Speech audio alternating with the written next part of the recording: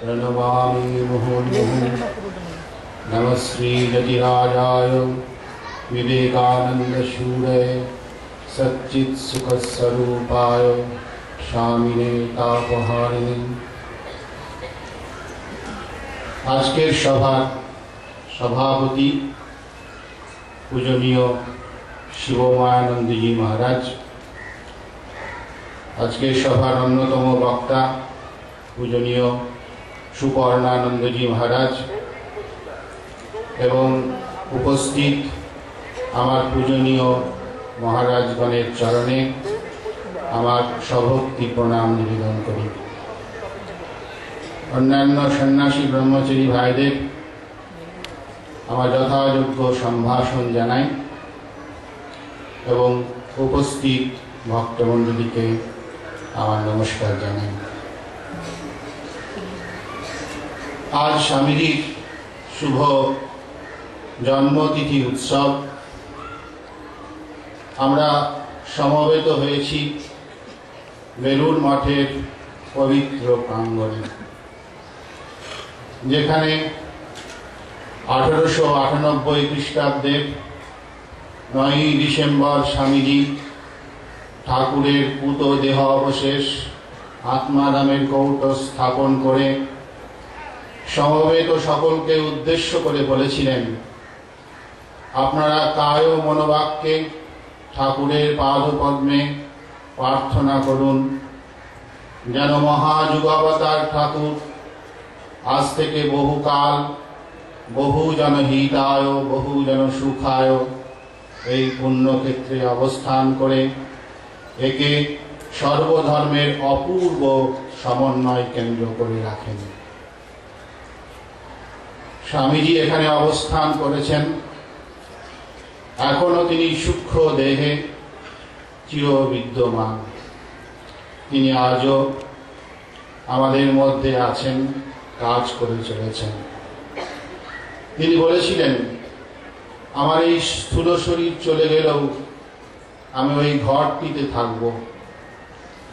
স্বামী অখণ্ডানন্দজির স্মৃতি থেকে পাই, তিনি একদিন স্বপ্নে দেখছেন স্বামীজি বহরমপুরের রাস্তা দিয়ে মুর্শিদাবাদের দিকে চলেছেন।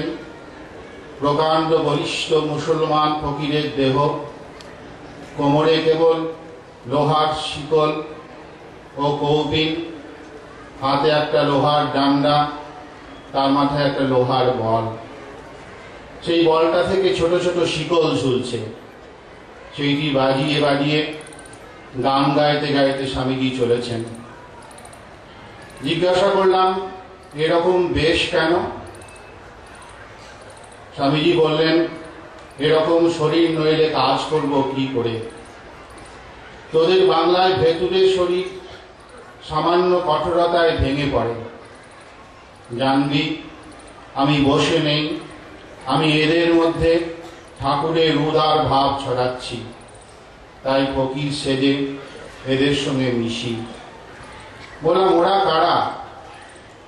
এক এক করে 4 জনকে দেখাতে লাগলেন, ইরান, তুরান, খোরসান ও আফগান। জিজ্ঞাসা করলাম, ওদের দিয়ে কি হবে? বলেন, এই শরীরে বেদান্ত পড়লে তবে ধারণা হয়। জিজ্ঞাসা করলাম, এখন তুমি কি করতে চাও? বললেন, যাতে হিন্দুস্থানের সঙ্গে এদের মিল হয়। বেদ মহাভারত পড়ে দেখ, এরা তোদেরই জাত ভাই। কিন্তু আর একটা শক্তি ক্রমাগত চেষ্টা করে চলেছে যাতে মিলন না ঘটে। এবার তুরস্ক, পারস্য ও আফগানিস্তানের জাগরণ হবে। প্রাচ্য জাতিদের সঙ্গে সংঘর্ষে প্রাচ্য জাতিদের জাগরণ হচ্ছে। চীন, জাপান এবং ভারতের অগ্রগতিকে কেউ রোধ করতে পারবে না।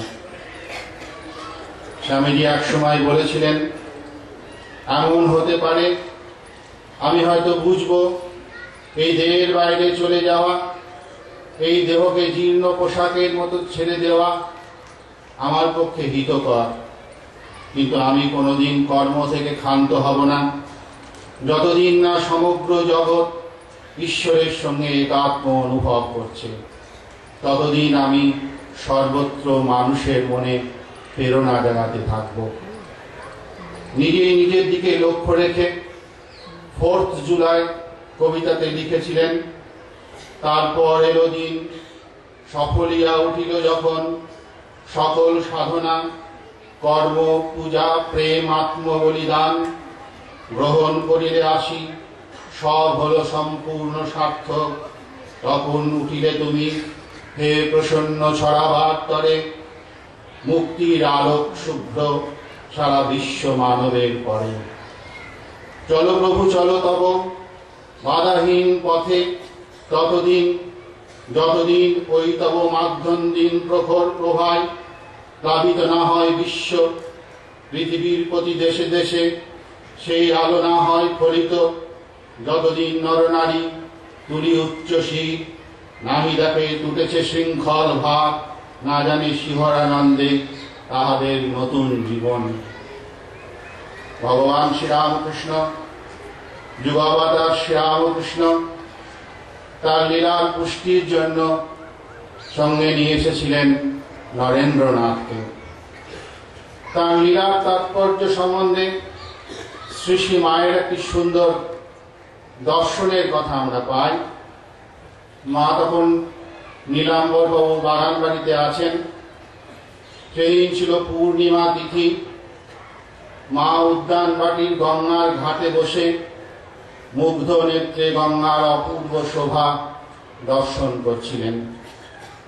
মনে অন্য কোনো চিন্তা নেই। হঠাৎ দেখলেন শ্রীরামকৃষ্ণ পেছন থেকে এসে দ্রুত পদে গঙ্গায় নেমে গেলেন এবং সেই চিন্ময় দেহ ভাগীরথীর পবিত্র নীরে মিশে গেল। মায়ের সমস্ত অঙ্গ রোমাঞ্চিত হল। তিনি অবাক হয়ে অপলক দৃষ্টিতে চেয়ে আছেন। এমন সময় কোথা থেকে স্বামীজি এসে জয় রামকৃষ্ণ বলে 2 হাতে সেই ব্রহ্মবাণী নিয়ে চারিদিকে অগণিত নরনারীর মস্তকে ছিটিয়ে দিচ্ছেন। শ্রীমা চেয়ে দেখলেন সেই অসীম জনসংঘ সেই জলস্পর্শে মুক্তি লাভ করছে। ঠাকুর তার সাধনার শেষে দক্ষিণেশ্বরের কুটিবাড়ির ছাদ থেকে ডাক দিলেন, ওরে তোরা কে কোথায় আছিস আয়। ঠাকুরের সেই আহ্বানে সাড়া দিয়ে ধীরে ধীরে আসলেন তার ভক্তেরা। তাদের মধ্যে নরেন্দ্রনাথ অন্যতম। দক্ষিণেশ্বরের ঠাকুরের সঙ্গে নরেন্দ্রনাথের প্রথম মিলনের বিবরণ আমরা ঠাকুরের মুখ থেকে যেরকম পাই। পশ্চিমের গঙ্গার দিকে দরজা দিয়ে নরেন্দ্র যেদিন আমার ঘরে ঢুকেছিল, দেখলাম নিজের শরীরের দিকে লক্ষ্য নেই, মাথার চুল ও বেশভূষার কোনো পারিপাট্য নেই, সবই যেন আলগা, বাইরের কোনো জিনিসেই আঁট নেই। চক্ষু দেখে মনে হলো তার মনের অনেকখানি কে যেন জোর করে সর্বদা ভিতরের দিকে টেনে রেখেছে। অবাক হয়ে ভাবলাম, বিষয়ী লোকের আবাস এই কলকাতায় এত বড় সত্যগুণী থাকতে পারে। মেঝেতে মাদুর পাতা ছিল, বসতে বললাম। ঘরের ওই গঙ্গা জলের জালার কাছে বসলো। তার সঙ্গে আরো 2-4 জন ছোকরা ছিল। গান গাইতে বললে সে ব্রাহ্ম সমাজের একটি গান গাইল।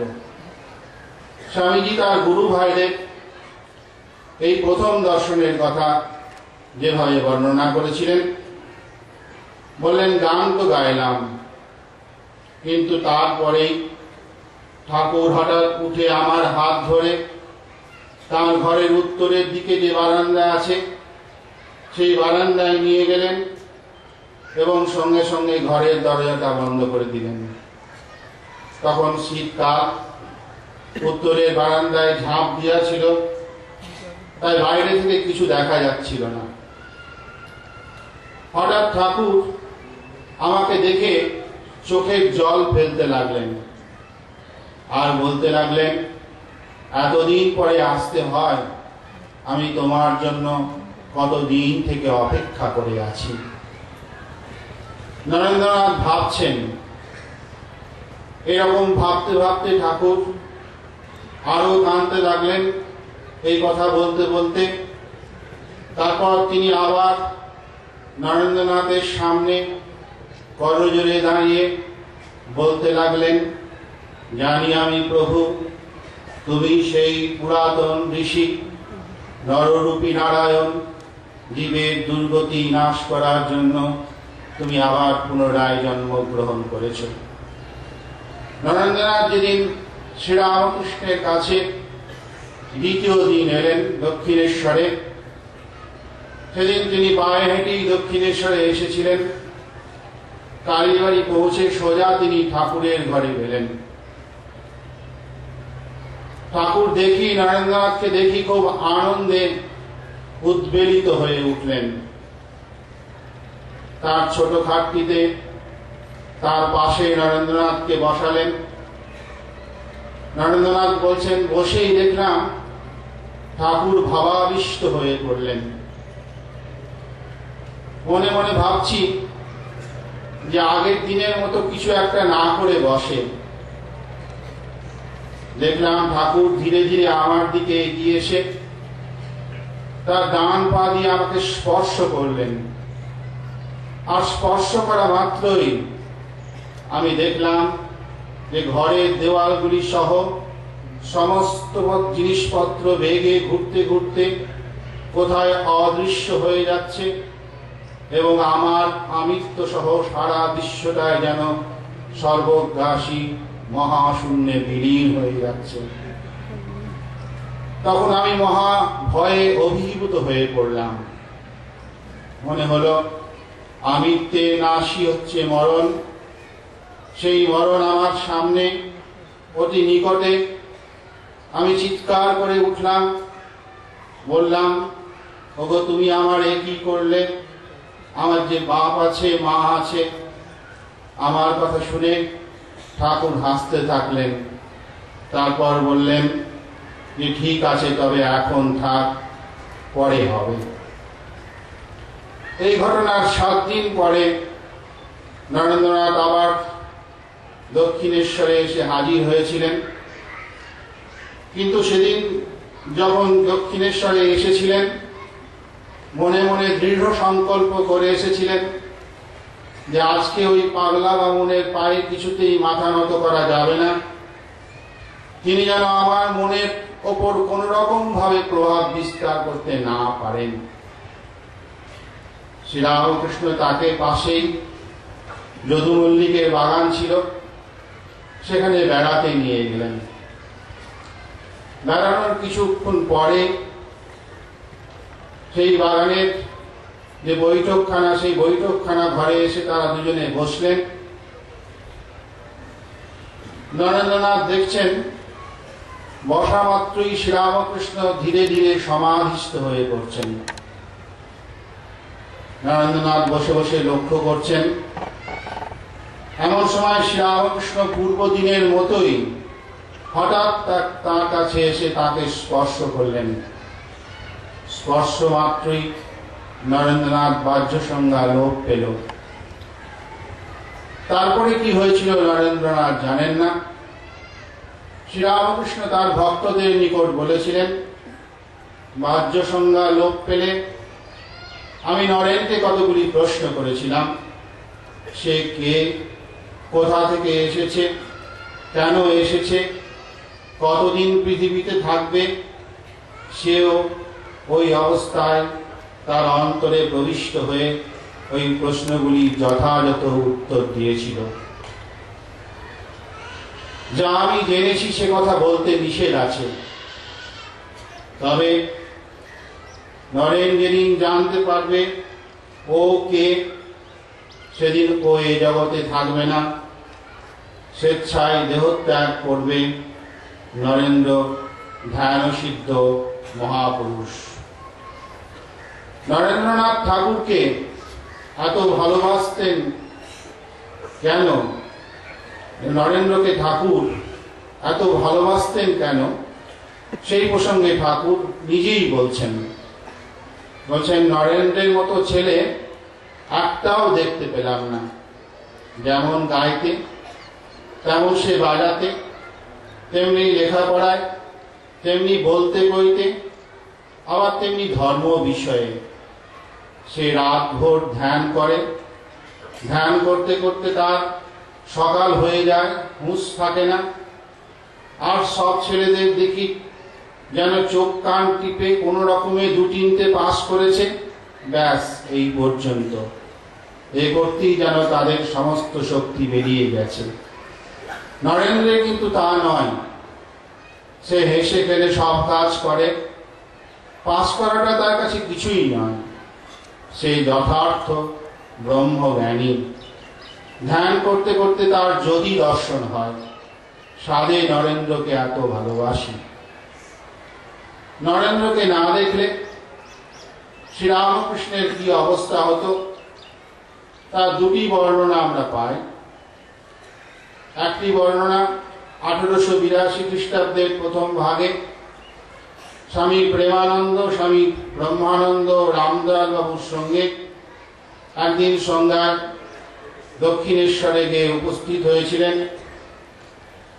সেদিন অল্প কিছু কথাবার্তার পরে ঠাকুর রামদয়াল বাবুকে নরেন্দ্রনাথের কুশল প্রশ্ন জিজ্ঞাসা করেছিলেন এবং তিনি ভালো আছেন জেনে বললেন, সে অনেক দিন আসেনি, তাকে দেখতে বড় ইচ্ছে হয়, একবার আসতে বলো।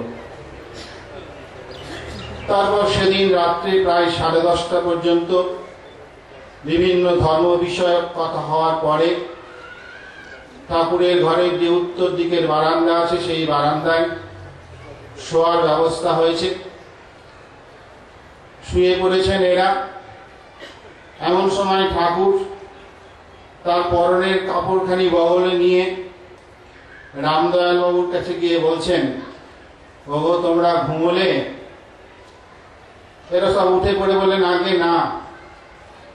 তখন বললেন, নরেনকে দেখতে না পেয়ে আমার ভেতরটা গামছা নিংড়ানোর মতো নিংড়াচ্ছে। সে সত্যগুণের আধার, সাক্ষাৎ নারায়ণ, তাকে মাঝে মাঝে না দেখলে থাকতে পারি না। আর একটি ঘটনা পাই বৈকুণ্ঠনাথ সান্যালের বর্ণনা থেকে। তিনি দক্ষিণেশ্বরে গিয়েছেন। নরেন্দ্রনাথ অনেকদিন আসেননি দক্ষিণেশ্বরে। শ্রীরামকৃষ্ণ অত্যন্ত ব্যাকুল হয়েছেন তাকে দেখবার জন্য।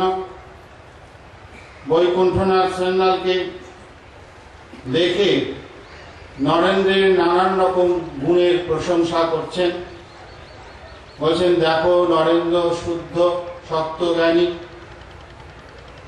ইত্যাদি নানান রকম কথা বলছেন। বলছেন সে অখণ্ডের ঘরের 4 জনের একজন, সপ্তর্ষির একজন। এই কথা বলতে বলতে নরেন্দ্রনাথকে দেখার জন্য এত বিহ্বল হয়ে উঠলেন যে তিনি কাঁদতে লাগলেন এবং আমরা কি ভাববো এই ভেবে তিনি অন্য জায়গায় চলে গেলেন। নরেন্দ্রকে না দেখতে পেয়ে শ্রীরামকৃষ্ণের এইরকম অবস্থা হতো। ঠাকুর নরেন্দ্রনাথকে মাঝে মাঝে পরীক্ষা করে দেখতেন যে নরেন্দ্রনাথ তাকে কি রকম ভালোবাসে। নরেন্দ্র তখন ঠাকুরের কাছে প্রায়ই আসেন। ঠাকুর কিন্তু নরেন্দ্রনাথের সঙ্গে কোনো কথা বলেন না। অন্য যারা ভক্তরা আসেন, ছেলে ছোকরারা আসেন, তাদের সঙ্গে নানান রকম কথাবার্তা বলেন, কিন্তু নরেন্দ্রের সঙ্গে তার একটিও কথা নয়, মুখ ফিরিয়ে বসে থাকেন। নরেন্দ্র কিন্তু রোজই আসেন ঠাকুরের কাছে। এইরকম ভাবে প্রায় 1 মাস যাওয়ার পরে ঠাকুর একদিন তাকে ডেকে বললেন, আচ্ছা আমি তো তোর সঙ্গে একটাও কথা বলি না, তাহলে তুই আসিস কেন? নরেন্দ্রনাথ সুন্দর উত্তর দিয়েছিলেন।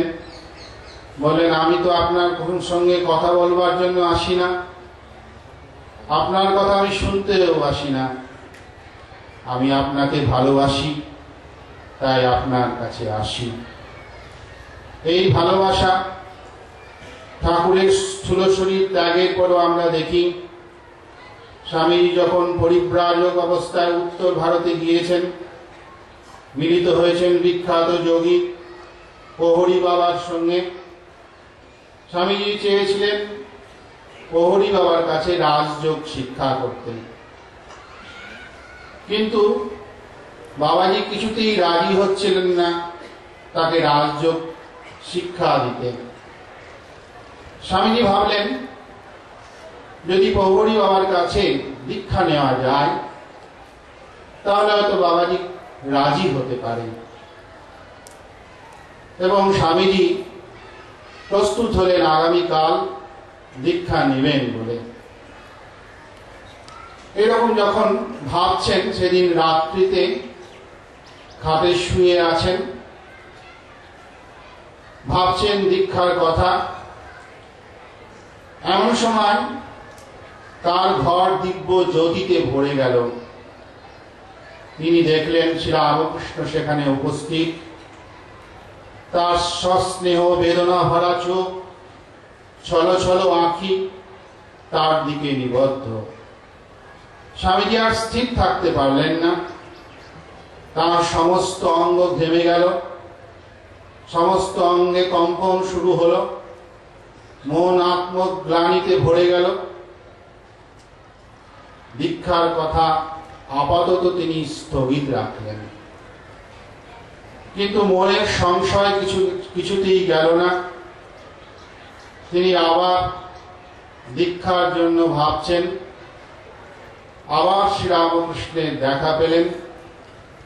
শ্রীরামকৃষ্ণের সঙ্গে দেখা হওয়ার পরে নরেন্দ্রনাথের সঙ্গে তার যেসব কথা হয়েছিল সেগুলি সেইভাবে প্রকাশিত কিছু হয়নি।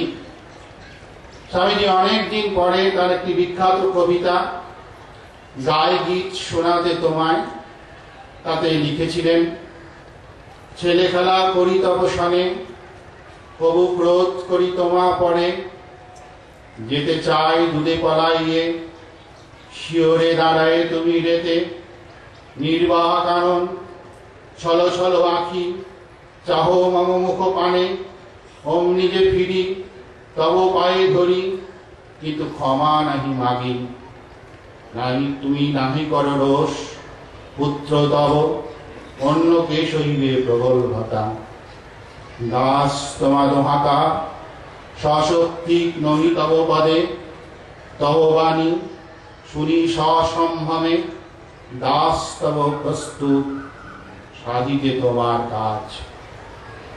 স্বামী অখণ্ডানন্দজির একটি স্মৃতি থেকে আমরা পাই। অখণ্ডানন্দজির সঙ্গে স্বামীজি তখন হিমালয়ের বিভিন্ন প্রান্তে পরিভ্রমণ করছেন। স্বামীজি অখণ্ডানন্দজিকে বললেন যে তুই ওই রাস্তা দিয়ে যা, আমি একটু বনের ভিতর দিয়ে আসছি। স্বামীজির কথা মতো অখণ্ডানন্দজি অন্য রাস্তা দিয়ে চললেন। কিছুক্ষণ পরে অখণ্ডানন্দজি বনে প্রবেশ করে দেখলেন যে বনের মধ্যে খুব সুন্দর সুগন্ধ ফুল ফুটেছে, চারিদিক সুগন্ধে আমোদিত, আর সেখানে ঠাকুর এবং স্বামীজি আলিঙ্গনাবদ্ধ। কাশীপুরে একদিন নরেন্দ্রনাথের নির্বিকল্প সমাধিভাবের ইচ্ছা প্রবল হওয়ায় শ্রীরামকৃষ্ণকে তিনি ধরে বসলেন। ঠাকুর তাকে নিরস্ত করার জন্য প্রথমে বললেন,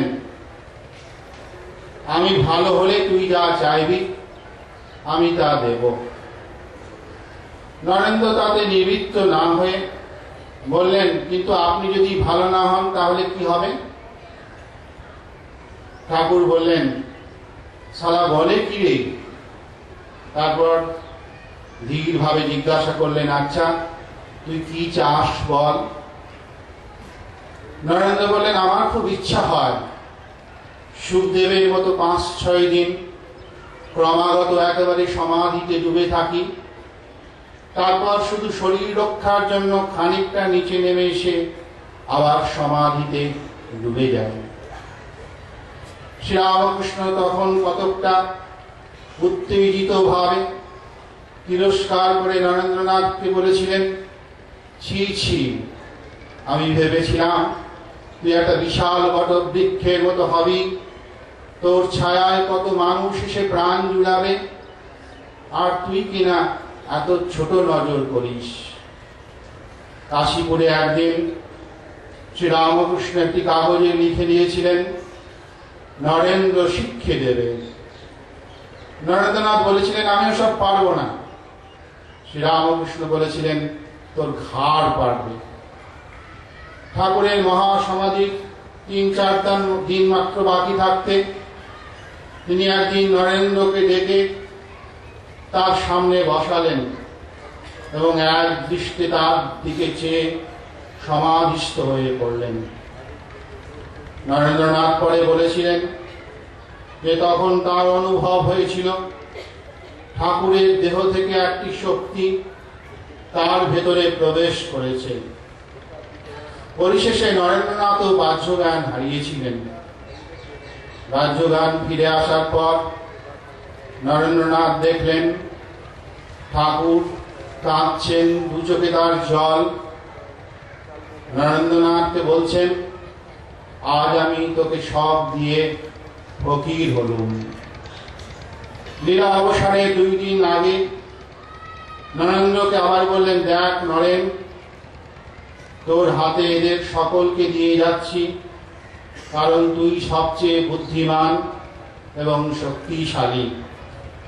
এদের খুব ভালোবেসে যাতে আর ঘরে ফিরে না যায়, এক স্থানে থেকে খুব সাধন ভজন করে, তার ব্যবস্থা করবি। ঠাকুর সকলের ভার নরেন্দ্রনাথের ওপর দিয়ে গিয়েছিলেন। স্বামীজি সকলকে তার ভালোবাসার দ্বারা একত্রিত করে গড়ে তুললেন এই মঠ।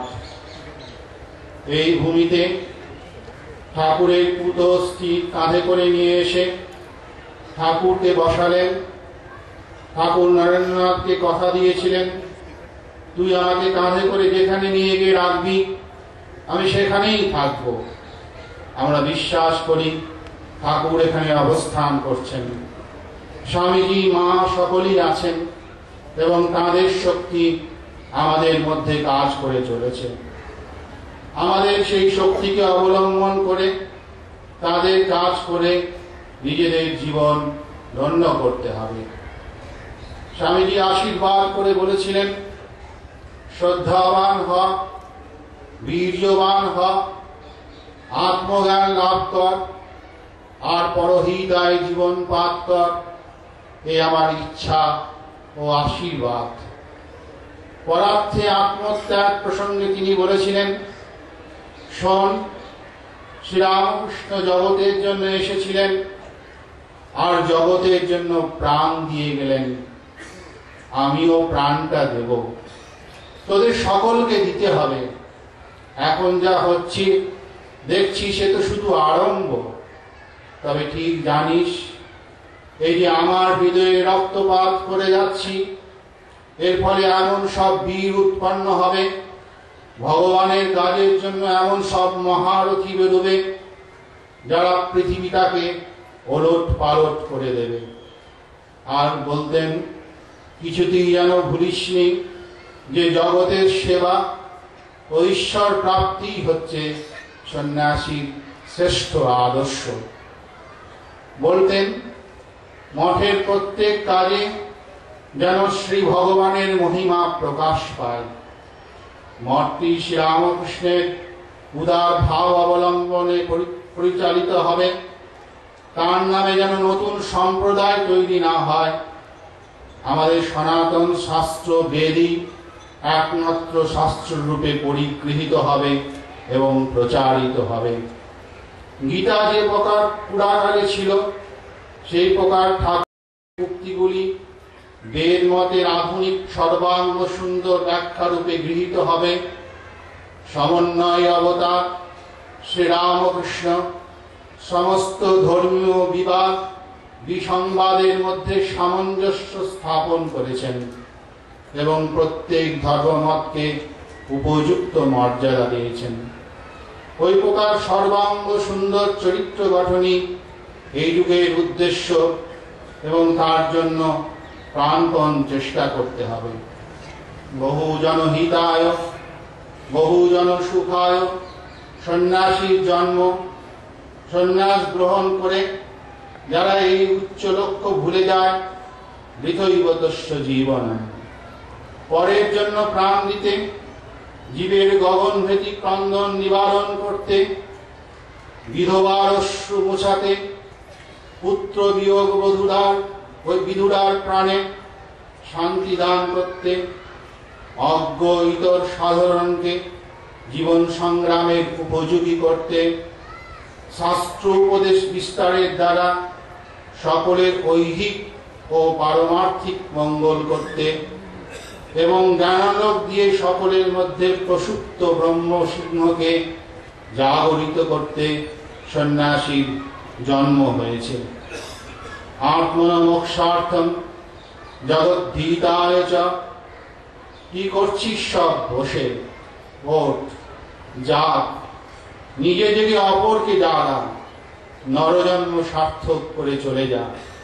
উত্তিষ্ঠত জাগ্রত প্রাপ্য বরান নিবোধত। একটি চিঠিতে স্বামীজি তার গুরু ভাইদের লিখছেন যে শ্রীরামকৃষ্ণের ছেলে, সে আপনার ভালো চায় না, প্রাণ দিয়েও পরের কল্যাণ আকাঙ্ক্ষী তারা। যারা আপনার আয়েস চায়, কুড়েমি চায়, যারা আপনার জিদের সামনে সকলের মাথা বলি দিতে রাজি, তারা আমাদের কেউ নয়, তারা তফাৎ যা এই বেলা ভালোই ভালো। তার চরিত্র, তার শিক্ষা, ধর্ম চারিদিকে ছড়াও। এই তো সাধন, এই তো ভজন, এটি সিদ্ধি। ওঠো ওঠো, মহাতরঙ্গ আসছে, এগিয়ে যাও এগিয়ে যাও। মেয়ে মধ্য আচণ্ডাল সব পবিত্র তার কাছে। Onward onward. নামের সময় নাই, যশের সময় নাই, মুক্তির সময় নাই, ভক্তির সময় নাই, দেখা যাবে পরে। এখন এই জন্মে অনন্ত বিস্তার তার মহান চরিত্রের, তার মহান জীবনের এবং তার অনন্ত আত্মা। এই কার্য আর কিছু নাই। যেখানে তার নাম যাবে, কীট পতঙ্গ পর্যন্ত দেবতা হয়ে যাবে, হয়ে যাচ্ছে। দেখছো না? এ কি ছেলে খেলা, এ কি জ্যাঠামি, এ কি চ্যাংড়ামি। উত্তিষ্ঠত জাগ্রত। তিনি পিছে আছেন। আমি আর লিখতে পারছি না, এগিয়ে যাও এগিয়ে যাও। এই কথাটা শুধু বলি, যে চিঠি পড়বে তাদের ভিতর আমার শক্তি আসবে। স্বামী অখণ্ডানন্দজি যখন মুর্শিদাবাদ জেলায় দুর্ভিক্ষ পীড়িতদের মধ্যে কাজ করছেন, অনাথদের নিয়ে যখন তিনি আশ্রম করবেন ভাবছেন, ওই কাজের অনুপ্রেরণা দিয়ে স্বামীজি চিঠিতে লিখছেন, ওই কার্যের দ্বারাই জগৎ কিনতে পারা যায়। মত মতান্তরে আসে যায় কি? সাবাস, তুমি আমার লক্ষ লক্ষ আলিঙ্গন আশীর্বাদ জানবে। কর্ম করো, কর্ম और कुछ नहीं मांगते हैं। কর্ম কর্ম, মৃত্যু পর্যন্ত কর্ম। দুর্বলগুলোর কর্মবীর মহাবীর হতে হবে। টাকার জন্য ভয় নাই, টাকা উড়ে আসবে। টাকা যাদের লইবে তারা নিজের নামে দিক হানি কি? কার নাম, কিসের নাম, কে নাম চায়? দূর করো নাম। ক্ষুদিতের পেটে অন্ন পৌঁছাতে যদি নাম ধাম সব রসাতলে যায়, তাহলে অহৌভাগ্যম অহৌভাগ্যম। হৃদয়, শুধু হৃদয় জয়ী হইতে পারে, মস্তিষ্ক নয়। পুঁথিপাত্রা বিদ্যে সিদ্ধে যোগ ধ্যান জ্ঞান প্রেমের কাছে সব ধুলো সমান। প্রেমী অনিমাদি সিদ্ধি, প্রেমী ভক্তি, প্রেমী জ্ঞান, প্রেমী মুক্তি। এই তো পুজো, নরনারী শরীরধারী প্রভুর পুজো। এই তো আরম্ভ। ওই রূপে আমরা ভারতবর্ষ পৃথিবী ছেয়ে ফেলব। লোকে দেখুক আমাদের প্রভুর পাদস্পর্শে লোকে দেবত্ব পায় কিনা। স্বামীজি মেরি হেলকে একটি চিঠিতে লিখেছিলেন, আমি বুঝতে পারছি আমার কাজ শেষ হয়েছে, জোর ৩-৪ বছর জীবন অবশিষ্ট আছে, আমার নিজের মুক্তির ইচ্ছা সম্পূর্ণ চলে গেছে। আমি সাংসারিক সুখের প্রার্থনা কখনো করিনি। আমি দেখতে চাই যে আমার যন্ত্রটা বেশ প্রবলভাবে চালু হয়ে গেছে, আর এটা যখন নিশ্চয়ই বুঝবো যে সমগ্র মানব জাতির কল্যাণে অন্তত ভারতে এমন একটা যন্ত্র চালিয়ে দিয়ে গেলাম যাকে কোনো শক্তি দাবাতে পারবে না, তখন ভবিষ্যতে চিন্তা ছেড়ে দিয়ে আমি ঘুমোব। আর নিখিল আত্মার সমষ্টি রূপে যে ভগবান বিদ্যমান এবং একমাত্র যে ভগবানে আমি বিশ্বাসী, সেই ভগবানের পূজার জন্য যেন আমি বারবার জন্মগ্রহণ করি এবং সহস্র যন্ত্রণা ভোগ করি। আর সর্বোপরি আমার উপাস্য পাপী নারায়ণ, তাপী নারায়ণ, সর্বজাতি দরিদ্র নারায়ণ, এরাই বিশেষভাবে আমার আরাধ্য। 1897 খ্রিস্টাব্দের 1 মে স্বামীজি রামকৃষ্ণ মিশন অ্যাসোসিয়েশন তৈরি করেছিলেন। সেদিন সমবেত গৃহী ভক্তদের উদ্দেশ্য করে বলেছিলেন, আমরা যার নামে সন্ন্যাসী হয়েছি, আপনারা যাকে জীবনের আদর্শ করে সংসার আশ্রমে কার্যক্ষেত্রে রয়েছেন, যার দেহাবসানের 12 বৎসরের মধ্যে প্রাচ্য পাশ্চাত্যে তাঁর পূর্ণ নাম, অদ্ভুত জীবনের আদর্শ প্রচার হয়েছে, এই সংঘ তার নামে প্রতিষ্ঠিত হবে। আমরা প্রভুর দাস, আপনারা এই কাজের সহায় হন। স্বামীজির এই আহ্বানে আমরা সাড়া দিয়ে আমাদের জীবন ধন্য করি। জগন্নাথের রথ চলছে, যে তার রশি ধরে টানে তার জীবন ধন্য হয়। আমরা ঠাকুরের কাজে হাত লাগিয়ে আমাদের জীবন ধন্য করি। স্বামীজির কাছে আজকের এই শুভ দিনে প্রার্থনা করি, কৃপা করি করো এ আশিস যান তব কাজে যেন জীবন দেয়। নমস্কার, ধন্যবাদ।